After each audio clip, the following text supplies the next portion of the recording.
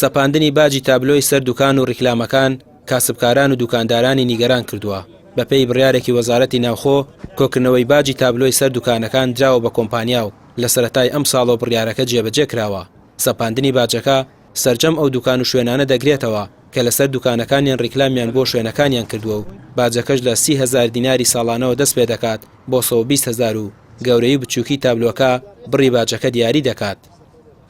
لە کاسبکارانی گەڕەکی سەروەری کۆبوونێتەوە لێرە بۆ ناڕەزایی دەربڕین لە ئەم بڕیارەی کە لەلایەن شارەوانیەوە باڵین دراوە.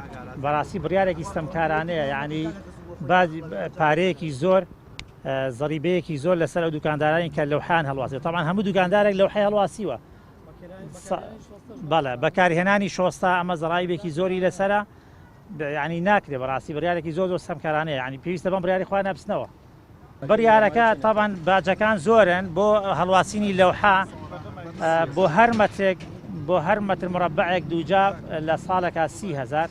تۆ بەلایانی کەمەواگەت دوکانێک پێشەکەی 10 مەتر بێت، مەترونیەک بەرز بێت تقریباً 15 مەتر 15-30,000 حسابەکە چەند دەکات؟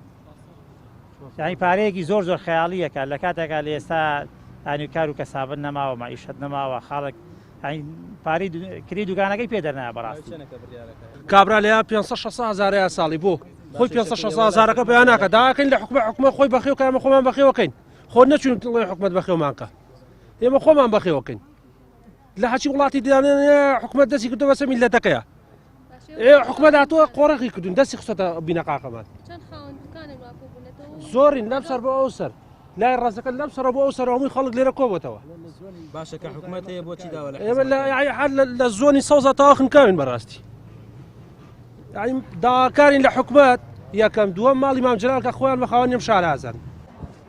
لە بەرامبەر ئەو بڕیاری وەزارەتی ناوخۆ ژمارەیەکی زۆر لە دوکاندارەکان تابلۆکانیان داگرتووە و بەشێکی زۆریشیان ڕەشیان کردووە یاخود پەردەی سپیان بەسەر داگرتوون. پەیام لەسەر سەپاندنی ئەو بڕیارە پەیوەندی کرد بە لیژنەی شارەوانی و خزمەتگوزاری لە ئەنجومەنی پارێزگای سلێمانی، بەڵام ئامادە نەبوون لەسەر بڕیارەکە ڕوونکردنەوە بدەن. خاوەندوکان و کاسبکارانی سلێمانی گربوونەوەیەکی ناڕەزاییان ئەنجامدا و دەڵێن ئەگەر حکومەت سوور بێت لەسەر جێبەجێکردنی بڕیارەکە هەڵوێستی دیکەیان دەبێت، چونکە حکومەت بۆ بەبارگرانی و لەمپەر لە ئازبژێوی هاوڵاتیان دروست دەکات و هەر ڕۆژە و بەناوێکەوە باجێک دەسەپێنێت بەسەر هاوڵاتیاندا.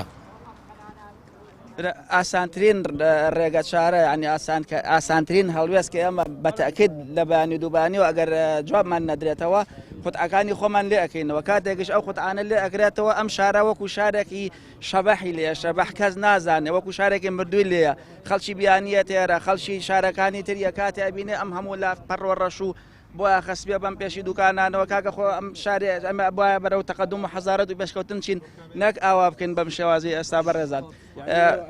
ماوەیەکە حکومەتی هەرێم لە ڕێگەی بڕیارەوە باج ڕسومات لەسەر هاوڵاتیان زیاد دەکات و لە کاتێکدا ئەو بڕیارانە پێویستە بخرێنە پەرلەمان و دەنگی پێویست بهێنێت تا بکرێن بە پرۆژە یاسا.